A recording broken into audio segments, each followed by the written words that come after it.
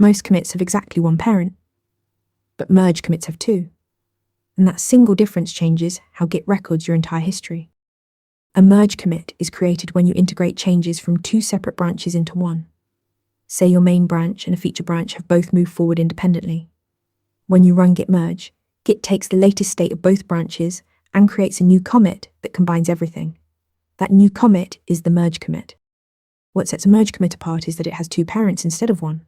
In a Git log graph, it appears at the point where two lines converge, pointing back to the tip of the merged branch and to the prior commit on your current branch. This dual parent structure is what defines a merge commit. Not every merge creates a merge commit. When one branch is simply ahead of the other with no divergence, Git does a fast forward. It moves the branch pointer forward without creating any new commit.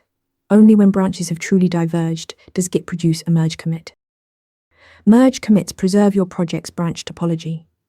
With git log.graph, you can see exactly when branches diverged and when they were brought back together, giving your team a permanent record of how the work evolved. A merge commit unites two branches, carries two parent pointers, and preserves branch history. Run git log.graph to see it in action. Want to nail questions like this in your next interview? Interview Mentor gives you hands-on practice with real questions.